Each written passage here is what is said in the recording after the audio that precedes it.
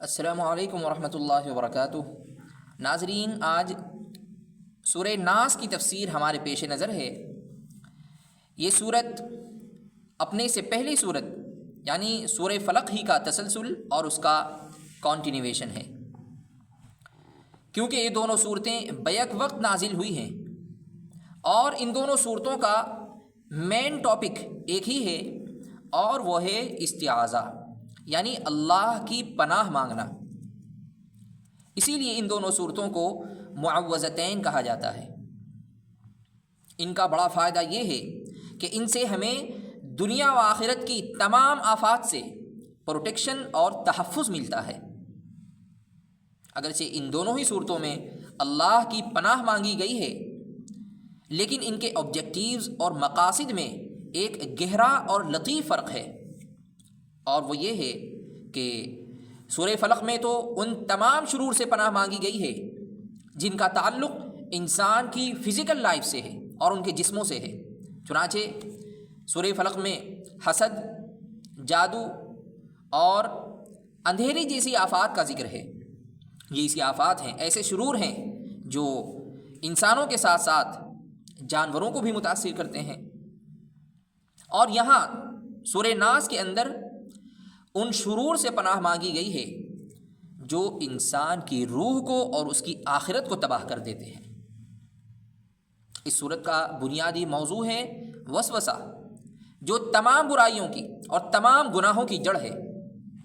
یہ شر، وسوسے کا شر، صرف جنات اور انسان کے لیے مخصوص ہے، حیوانات اس سے متاثر نہیں ہوتے، اور چونکہ آخرت کا نقصان دنیا کے نقصان سے کہیں زیادہ بڑا اور پرماننٹ ہے یعنی دائمی ہے، اس لیے قرآن کریم کا اختتام اس سخت ترین شر یعنی وسوسے سے پناہ مانگنے کے اوپر کیا گیا ہے۔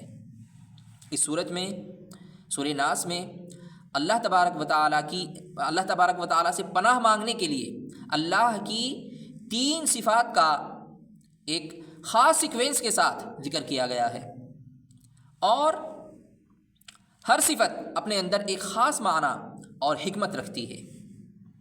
پہلی صفت ہے رب الناس، دا لارڈ آف مین کائنڈ، لوگوں کا رب۔ یہ 2 لفظ ہیں، ایک رب اور دوسرا الناس۔ رب کے معنی ہے مالک، پرورش کرنے والا، اور الناس کا معنی ہے لوگ، انسان، پیپل۔ آپ اس صورت کے اندر دیکھیں گے کہ لفظ الناس، جس کا ترجمہ ہے انسان، اس صورت کے اندر 5 مرتبہ آیا ہے۔ تو شروع کی 3 آیتوں میں جو 3 مرتبہ لفظ الناس آیا ہے، تو انسان کی زندگی کے مختلف مراحل کا اعتبار کرتے ہوئے اس الناس کا ترجمہ کیا گیا ہے۔ اس کے معنی مراد لیے گئے ہیں انسان کی زندگی کے مختلف مراحل کا اعتبار کرتے ہوئے۔ پہلا مرحلہ انسان کی زندگی کا بچپن کا مرحلہ ہوتا ہے، جس میں انسان بالکل بے کس اور بے بس اور مجبور سا ہوتا ہے، اپنا کوئی کام خود انجام نہیں دے سکتا، اور اس زمانے میں بچپن کے اس کو سب سے زیادہ ضرورت ہوتی ہے کہ اس کی کیئر کی جائے، اس کی پرورش کی جائے۔ چنانچہ رب الناس یہ پہلی صفت ہے۔ اس کا معنی یہی ہے کہ اللہ لوگوں کی پرورش کرنے والا ہے، یعنی اس وقت جب اس کو پرورش کی سب سے زیادہ ضرورت ہوتی ہے۔ آسان لفظوں میں یہ کہہ سکتے ہیں کہ قل اعوذ برب الناس میں لفظ الناس سے مراد بچے ہیں، کہ اللہ انسانوں کا جب کہ وہ بالکل بچے تھے رب ہے، پرورش کرنے والا ہے۔ یہ پہلی صفت ہوئی۔ دوسری صفت ملک الناس، the king of mankind, یعنی اللہ بادشاہ ہے، یعنی مالک ہونے کے ساتھ ساتھ اللہ بادشاہ بھی ہے، کیونکہ ہر مالک بادشاہ نہیں ہوتا۔ اسی لیے اللہ نے یہ دوسری صفت ملک الناس بڑھائی، تاکہ واضح ہو جائے کہ اللہ تبارک و تعالیٰ پرورش کرنے والا ہونے کے ساتھ ساتھ بادشاہ بھی ہے۔ اور اس دوسری آیت میں الناس سے مراد جوان لوگ ہیں، کیونکہ انسان جب جوان ہوتا ہے تو اس جوانی کے مرحلے میں انسان کو لاز اور قوانین کی، اپنی زندگی کے اندر ڈسپلن اور نظم و ضبط کی، اور سیاست اور پولیٹکس کی ضرورت ہوتی ہے، اور اس جوان کے ان امور کو انجام دینے میں، ان کاموں کو انجام دینے میں اللہ تبارک و تعالیٰ کی بادشاہت ہی کار فرما ہوتی ہے۔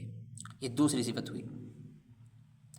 تیسری آیت میں تیسری صفت ذکر کی، الہ الناس، the God of mankind, یعنی اللہ تبارک و تعالی مالک اور بادشاہ ہونے کے ساتھ ساتھ معبود بھی ہے، کیونکہ ہر بادشاہ معبود نہیں ہوتا، اور جو دنیا کے بادشاہ ہوتے ہیں ان کی اطاعت تو کی جاتی ہے لیکن ان کی عبادت نہیں کی جاتی، اس لیے اللہ نے تیسری صفت الہ بیان فرمائی۔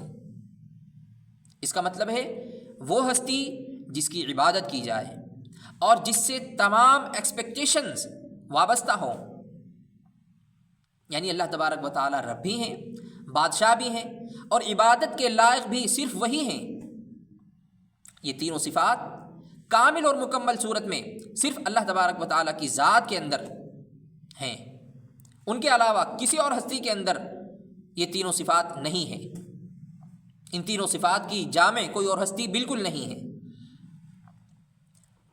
اور اس تیسرے الناس سے مراد جو کہ الہ الناس کے اندر آیا ہے، اس سے بوڑھے لوگ مراد ہیں، کیونکہ بوڑھے لوگ عبادت کی طرف زیادہ متوجہ ہوتے ہیں، اور لفظ الہ یہ عبادت ہی کی طرف رہنمائی کرتا ہے۔ تو جب بندہ ان تینوں صفات کے ساتھ اللہ تبارک و تعالیٰ کی پناہ مانگتا ہے تو گویا کہ وہ کہتا ہے کہ یا اللہ آپ ہمارے رب بھی ہیں، آپ ہمارے بادشاہ بھی ہیں، اور ہم آپ ہی کی عبادت کرتے ہیں، آپ ہی سے پناہ چاہتے ہیں۔ من شر الوسواس الخناس، یعنی میں پناہ مانگتا ہوں دل میں وسوسہ ڈال کر پیچھے ہٹ جانے والے اور چھپ جانے والے شیطان کے شر سے۔ اس آیت میں شیطان کو خناس کہا گیا ہے، کیونکہ خنس کے معنی ہے پیچھے لوٹنا، پیچھے ہٹ جانا۔ شیطان کی یہی عادت ہے کہ جب بندہ اللہ کا ذکر کرتا ہے تو شیطان ریٹریٹ کر جاتا ہے، پیچھے لوٹ جاتا ہے، اور جب ذکر اللہ سے غفلت ہوتی ہے تو وہ دوبارہ حملہ آور ہوتا ہے۔ دوبارہ حملہ کرتے ہوئے کیا کرتا ہے؟ الذی یوسوس فی صدور الناس، جو لوگوں کے دلوں میں وسوسے ڈالتا ہے۔ یہاں الناس یہ چوتھا الناس ہے اس سورت کا، الذی یوسوس فی صدور الناس، اس سے مراد ہے صالح اور نیک بندے، کیونکہ شیطان کا نشانہ یہی نیک لوگ ہوتے ہیں، وہ ان کے دل میں وسوسے ڈالتا ہے، اور یہ وسوسہ اور شیطان کا یہ شر سب شرور و آفات سے بڑھا ہوا ہے۔ یہی وجہ ہے کہ اس سورہ ناس میں اللہ کی پناہ مانگی گئی ہے صرف اسی ایک چیز سے، یعنی وسوسے سے، اور اللہ کی 3 صفات کے ساتھ پناہ مانگی گئی ہے۔ اور اس سے پہلی سورت سورہ فلق کے اندر پناہ مانگی گئی ہے تمام شرور سے، لیکن وہاں اللہ کی ایک ہی صفت یعنی رب الفلق کا تذکرہ کیا گیا ہے۔ اس سورت کی آخری آیت ہے من الجنۃ والناس، یعنی میں پناہ مانگتا ہوں وسوسہ ڈالنے والے جنات سے اور انسانوں سے۔ یہاں الناس سے مراد مفسد اور برے لوگ ہیں، کیونکہ وسوسہ ڈالنے والے جیسے جنات ہوتے ہیں، شیاطین ہوتے ہیں، ویسے ہی انسان بھی وسوسہ ڈالنے والے ہوتے ہیں، تو وہی لوگ مفسد اور برے لوگ ہی یہاں مراد ہیں۔ یعنی اللہ تبارک و تعالی ہمیں سکھا رہے ہیں اس صورت کے اندر کہ وہی ہمارے رب ہیں، وہی ہمارے بادشاہ ہیں، وہی ہمارے معبود ہیں۔ اسی لیے بندہ جب ان 3 صفات کے ساتھ اللہ کا ذکر کرتا ہے، یا جب بھی ہمیں کسی شر، وسوسے یا کسی برائی سے بچنا مقصود ہوتا ہے، تو ہمیں انہی 3 صفات کے ساتھ اللہ کی پناہ مانگنی چاہیے۔ یہ انداز دعا نہایت مؤثر اور قبولیت کے زیادہ قریب ہے۔ خلاصہ اور نتیجہ یہ ہے کہ سورہ فلق کے اندر پناہ مانگنے والا ایسا وکٹم ہے، ایسا مظلوم ہے کہ جس پر باہر سے حملہ ہو رہا ہے، اور سورہ ناس کے اندر ذکر کردہ جو شر ہے یعنی وسوسہ، وہ خود انسان کے اپنے اندر سے حملہ آور ہوتا ہے۔